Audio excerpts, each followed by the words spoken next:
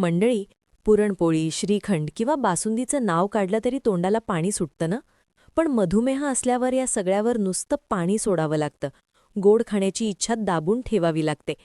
त्यातच शुगर कधी एकदम नॉर्मल तर कधी एकदम आकाशाला भिडते, होय ना? तुमची शुगर कधी कंट्रोलमध्ये असते आणि कधी अचानक आकाशाला भिडते का? सकाळी फास्टिंग शुगर ठीक असते, पण रात्री 200, 250 किंवा अगदी 300च्याही पार जाते. आणि जेव्हा जेव्हा तुम्ही रिपोर्ट काढता तेव्हा प्रत्येक वेळी एक नवा धक्का बसतो. नमस्कार, मी डॉक्टर संगीता जाधव. मित्रांनो, जेव्हा तुम्ही तुमच्या डॉक्टरांकडे जाता आणि ते म्हणतात की आता इन्स्युलिन सुरू करावं लागेल, तेव्हा काळजाचा ठोका चुकतो, होय ना?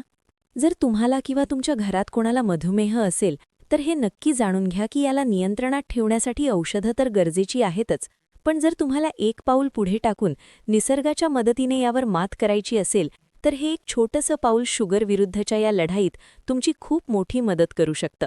आज आपण अशा एका साध्या पानाबद्दल बोलणार आहोत जी तुमच्या घराच्या आसपासच उगवतं किंवा बाजारातही सहज मिळतं.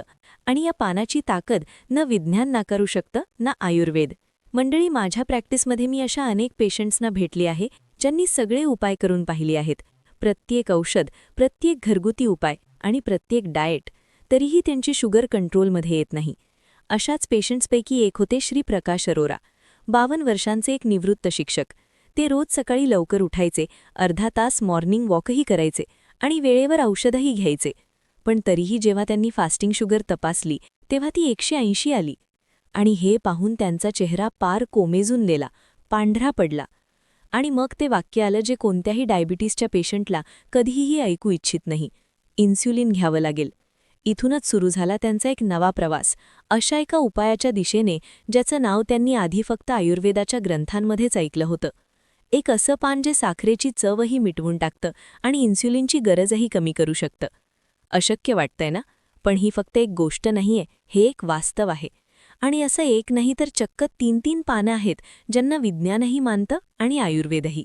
तर आजच्या या व्हिडिओमध्ये आपण अशा 3 पानांबद्दल बोलणार आहोत मित्रांनो, जे तुमचा डायबिटीस कंट्रोलमध्ये ठेवण्यासाठी तुमची खूप मोठी मदत करू शकतात. नंबर 1, गुडमार, साखर नष्ट करणारे पान. यातलं पहिलं पान शुगर नष्ट करणारे म्हणून ओळखलं जातं. याच्या नावातच डायबिटीसच्या उपायाची हिंट दडलेली आहे, ते म्हणजे गुडमार. हिंदीत याचा अर्थ होतो गुळाला मारणारा, म्हणजेच साखरेचा नाश करणारा. आणि आयुर्वेदात याला मधुनाशिनी असं म्हटलं गेलं आहे. हे पान काहीसं विचित्र काम करतं. जेव्हा तुम्ही याची ताजी पानं चावता तेव्हा तुमच्या तोंडातली गोड चवच गायब होते. होय, जर तुम्ही गुडमार चावून एखादी मिठाई जरी खाल्लीत तरी तिची चव तुम्हाला गोड लागणार नाही. आणि हे फक्त जिभेपर्यंतच मर्यादित नाही. गुडमारच्या पानांमध्ये काही असे घटक असतात जी शरीराच्या आत ग्लुकोजचे शोषण धीमं करतात आणि स्वादुपिंडाला इन्सुलिन बनवण्यासाठी सक्रिय करतात.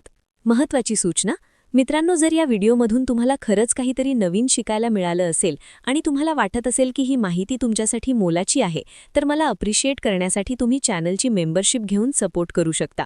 तुमच्या या पाठिंब्यामुळे मला असेच आरोग्यदायी व्हिडिओ बनवायला प्रोत्साहन मिळेल.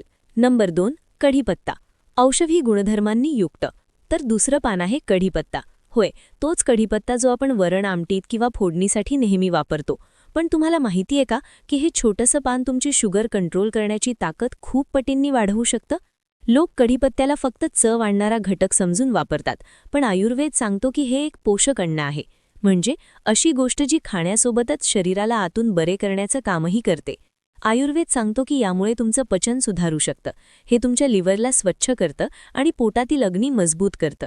याचा प्रभाव विशेषतः कफ आणि पित्त प्रकृतीच्या लोकांमध्ये डायबिटीसची लक्षणे संतुलित करण्यात सर्वाधिक फायदेशीर ठरतो. आधुनिक विज्ञान म्हणतं की हे इन्स्युलिन संवेदनशीलता वाढवतं. स्टार्चचं ग्लुकोजमध्ये रूपांतर होण्याची जी प्रक्रिया असते ती प्रक्रिया हे पान संथ करतं आणि डायबिटीसच्या दीर्घकालीन गुंतागुंतीच्या समस्यांपासून तुमचं रक्षण करतं. नंबर 3, कडुलिंब, नैसर्गिक स्वच्छता. तिसरं पान आहे आपल्या सर्वांच्या परिचयाचं कडुलिंबाचं पान. मित्रांनो, कडुलिंबाची चव कडू नक्कीच असते, पण तुमच्या ब्लड शुगरसाठी हे शरीरातील विषारी घटक बाहेर काढण्याचं काम करतं. आयुर्वेद कडुलिंबाला मधुमेहासाठी एक अत्यंत विश्वासार्ह उपाय मानतो. हे फक्त एकटंच नाही तर अनेक पारंपरिक आयुर्वेदिक मिश्रणांमध्ये गुडमारसारख्या औषधांसोबत वापरलं जातं. सर्वात महत्त्वाची गोष्ट म्हणजे डायबिटीससोबत उद्भवणाऱ्या इतर समस्यांमध्येही कडुलिंब खूप मदत करतं, जसं की जखम उशिरा भरणे, त्वचेचे विकार होणे आणि कमकुवत रोगप्रतिकारक शक्ती. विज्ञान सांगतं की कडुलिंबाच्या पानांमध्ये काही शक्तिशाली घटक असतात. हे घटक तुमच्या पेशींमधील इन्सुलिन स्वीकारणाऱ्या भागांना अधिक क्रियाशील बनवतात, ज्यामुळे इन्सुलिनची कार्यक्षमता वाढते आणि शुगर कमी होऊ लागते. तिन्ही पानं एकत्र कशी वापरावीत? तर तुम्ही पाहिलंत मित्रांनो की गुडमार, कढीपत्ता आणि कडुलिंब ही तिन्ही पानं वेगवेगळ्या प्रकारे काम करतात, पण त्या सर्वांचं उद्दिष्ट एकच आहे: नैसर्गिकरित्या तुमची शुगर कंट्रोलमध्ये ठेवणे. आता प्रश्न असा पडतो की जर ही तिन्ही पानं इतकी पॉवरफुल आहेत तर तुम्ही ती एकत्र वापरू शकता का? तर याचं उत्तर आहे हो, तुम्ही असं करू शकता, पण एका योग्य क्रमाने. वेगवेगळ्या वेळी घ्यायचं असेल तर सकाळी रिकाम्या पोटी कढीपत्त्याची 8 ते 10 पानं चावून खा. त्यानंतर 15 ते 20 मिनिटांनी कडुलिंबाची 4 ते 5 पानं चावून खा किंवा कडुलिंबाचा काढा प्या. दुपारी जेवण करण्याच्या 10 मिनिटांआधी 2 ते 3 गुडमारची पानं चावून खा किंवा अर्धा ते 1 चमचा गुडमार पावडर गरम पाण्यासोबत घ्या. संध्याकाळी जर तुमची शुगर खूपच हाय राहत असेल तर तुम्ही संध्याकाळी एकदा कडुलिंबाचा चहा किंवा गुडमारचा चहा घेऊ शकता. तिन्ही पानं एकत्र उकळून. जर तुम्हाला वाटत असेल की तिन्ही पानं एकत्र घ्यायची आहेत तर तुम्ही 5 कढीपत्त्याची पानं, 3 कडुलिंबाची पानं आणि 3 गुडमारची पानं घेऊन ती 2 कप पाण्यात उकळा. हवं असल्यास तुम्ही यात थोडीशी दालचिनी किंवा तुळशीची पानं देखील टाकू शकता. त्यांना चांगलं उकळा आणि जेव्हा पाणी 1 कप उरेल तेव्हा ते दाळून सकाळी रिकाम्या पोटी किंवा संध्याकाळी तुम्ही पिऊ शकता. लक्षात ठेवा, या तिन्ही पानांचा हा एकत्रित उपाय दिवसातून फक्त एकदाच घ्यायचा आहे, अन्यथा जास्त घेतल्यास कडवटपणा वाढेल किंवा पित्ताचा त्रास होऊ शकतो. मित्रांनो, निसर्गाने आपल्याला प्रत्येक आजारावर उपाय दिलेला आहे, फक्त आपल्याला तो ओळखण्याची गरज असते. ही 3 पानं म्हणजेच कढीपत्ता, कडुलिंब आणि गुडमार जर योग्य पद्धतीने वापरली गेली तर ती अफलातून काम करतात, आणि तेही कोणत्याही दुष्परिणामाशिवाय. तर आजपासूनच एक नवीन सुरुवात करा आणि कॉमेंटमध्ये सांगा की तुम्ही यापैकी कोणतं पान सर्वात आधी ट्राय करणार आहात की या तिन्ही पानांचा एकत्र काढा पिणार आहात. आणि जर तुम्हाला हा व्हिडिओ आवडला असेल तर याला नक्की लाईक करा, तुमच्या जवळच्या लोकांसोबत शेअर करा आणि सबस्क्राईब करा, जेणेकरून येणाऱ्या काळात तुम्हाला असेच उपयुक्त व्हिडिओ पाहायला मिळतील. हसत रहा, आनंदी रहा आणि रोज काहीतरी नवीन शिकत रहा, जेणेकरून तुम्ही नेहमी निरोगी राहू शकाल. मी डॉक्टर संगीता जाधव आता तुमचा निरोप घेते. धन्यवाद.